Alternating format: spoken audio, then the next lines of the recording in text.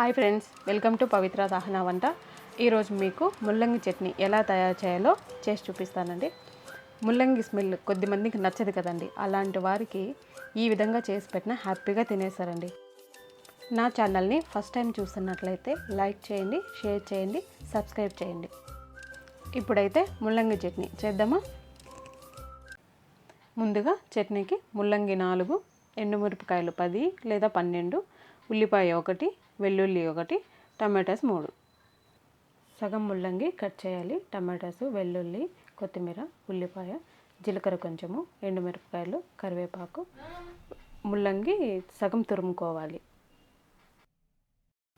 తర్వాత పొడి క్లాత్ ఒకటి తీసుకొని ఇలా తురిమిన ముల్లంగిని అందులో వేసుకోవాలి.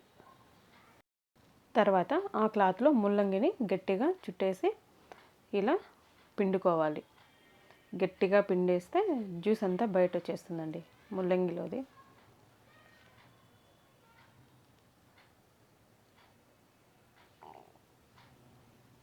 ఇలా జ్యూస్ అంతా బయట వచ్చేస్తుంది. తర్వాత చూడండి, బాగా పొడి పొడిగా అయిపోయింది ముల్లంగి. ఇప్పుడు బాండీ పెట్టుకోవాలి. హీట్ ఎక్కిన తర్వాత ఆయిల్ కొద్దిగా వేసుకోవాలి. ఆయిల్ హీట్ ఎక్కిన తర్వాత కొద్దిగా జీలకర్ర వేయాలి. జీలకర్ర బాగా వేగనివ్వాలి. తర్వాత ఆనియన్స్ వేసుకోవాలి.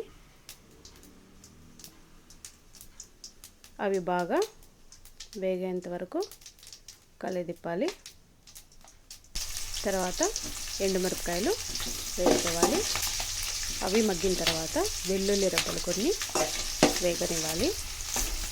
ఇలా వేగిన తర్వాత కట్ చేసుకున్న ముల్లంగి ముక్కలు, తురుముకున్న ముల్లంగి తురుము రెండు కలిపి వేగనివ్వాలి. తర్వాత కరివేపాకు కొద్దిగా వేసి బాగా మగ్గనివ్వాలి. తర్వాత చింతపండు దెబ్బలు కొద్దిగా వేసుకోవాలి. తర్వాత టమాటా ముక్కలు వేసుకోవాలి. అన్నీ బాగా మగ్గేంత వరకు వేయించుకోవాలి. ఇలా మొత్తం మగ్గిన తర్వాత స్టవ్ ఆఫ్ చేసి చల్లారిన తర్వాత ఎండుమిరపకాయలు దీనిలోకి కొద్దిగా కల్లుప్పు సరిపడా ఫస్ట్ మిక్సీ పట్టుకోవాలి.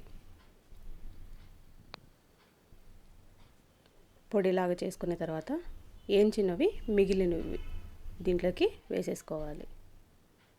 తర్వాత కొత్తిమీర కొద్దిగా వేసుకోవాలి.